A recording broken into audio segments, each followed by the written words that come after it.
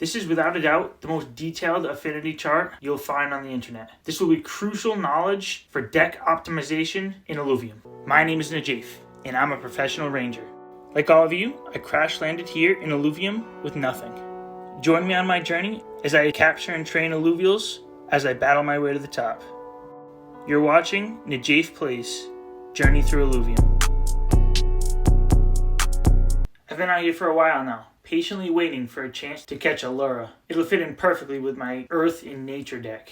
But no time to waste. I've been working on this matchup chart that I'm excited to show you. We'll get into that in a minute, but first let's take a look at this. Alright, getting into the Illuvium Affinity chart presentation. So we'll start here. This was a chart that I made a few months ago in an earlier YouTube video. When I made this video, I had posted it in the Discord asking if it looked correct, and Aaron, one of the co-founders, responded with yes. So I went with it. There were some comments saying that it didn't make sense and that it was just speculation, but just recently we had another member of the Discord send a direct message to Aaron asking if this looked correct. And you can see right here, Aaron says it is correct. And then they just had a little exchange about how air can beat Earth with erosion. I thought that was kind of funny. So it is confirmed that this chart is correct. What we still don't know is how much of an advantage each matchup has. And even though we know, for example, air has an advantage over water, and it also has an advantage over Earth, will that be the same advantage? Just some speculation here. I would think maybe 20% to water and 10% to Earth. But you can see over here, I messaged Aaron about this particular question, and he just said we'll have to wait and see. So it doesn't look like that information is out yet, given that he didn't want to provide it to me. When I learn more, I will definitely make another video and update everything. Also, I asked about getting an interview with him when I get 1K subs, and he clearly did not say no. So help me out and subscribe to this channel if you're not already. Okay, so a couple things we're going to look through here. The affinities, the base, and the upgraded, and then how that applies to strategy in putting together your deck and on the field. So I cleaned up this chart a little bit. You can see that each base affinity is strong to two other base affinities and weak to the other two base affinities. And again, it's unclear how much of an advantage or disadvantage that will have. So right here's the chart that we've all been waiting for. Let me get into that.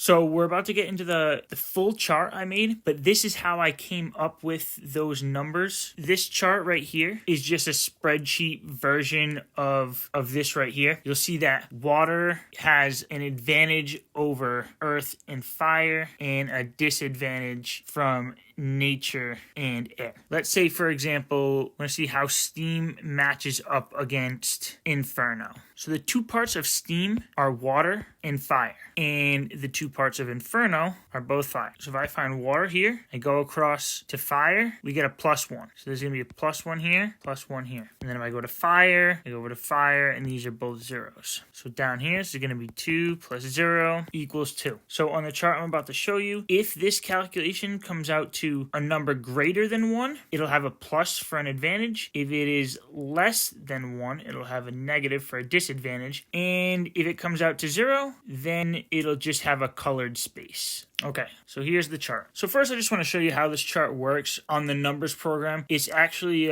pretty nice. If you zoom in here, you have your affinities across the left side and top of your screen. Let's say I wanted to find how frost matches up against granite. Bring frost and granite to the corner, and you can see that frost has an advantage over granite.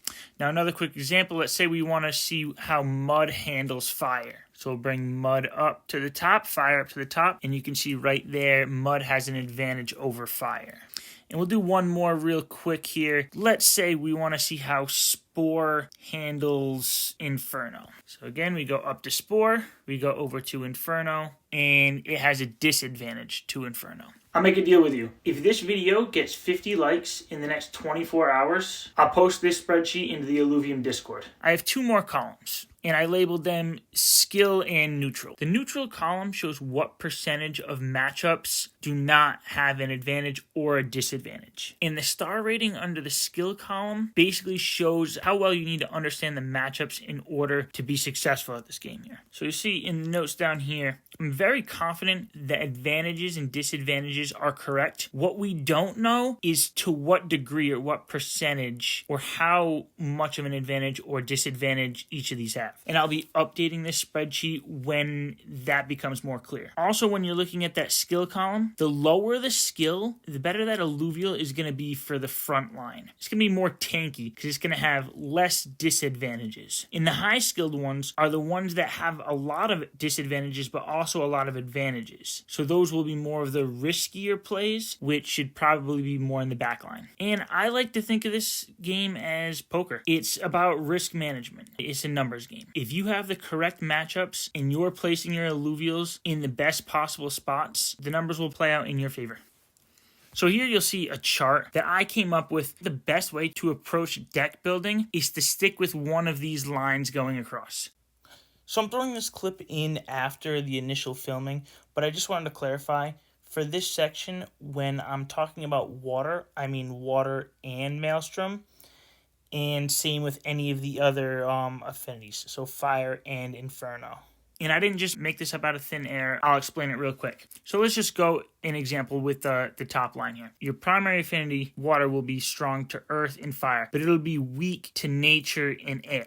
So you want your secondary affinity to be strong to nature and air. So that gives you that diversity, so you have everything covered. This column here for all your tankier alluvials on the spreadsheet, these are the 5 listed with a 1 star. So you're probably going to want your tank to be steam, which is an affinity that has the combination of water and fire. And then finally, you have that skilled column, which is going to be those affinities that have a 5-star rating, probably used more for the back line. Frost works perfect here because it gives you that water affinity that can synergize well with water and steam, but it also gives you a little bit of an air affinity, which will be very important for when you go up against a similar team that primarily focused on water. So when it comes to leveling up and fusing and buying alluvials off the market, like I said, choosing one of these 5 options, I believe, is going to be your best bet for success. But with that being said, if you're out in the overworld, I still think catching the best available, which has the best value, is going to be the way to go. Because even if it doesn't synergize well in your deck, you can put that on the market, sell it, and then buy something that does synergize even better. So this is just a quick example of the synergies for one of those deck options. I'm not going to get into what the synergies do right now, but we've learned that you can have up to 8 alluvials on the field, so that really doesn't give you a lot of wiggle room when it comes to synergies. Your goal is going to be to get the 9 stacks for one of your base affinities, so in this case either 9 stacks of nature or 9 stacks of water, and to get 4 stacks of your upgraded affinity. So either 4 stacks of poison or 4 stacks of wildfire.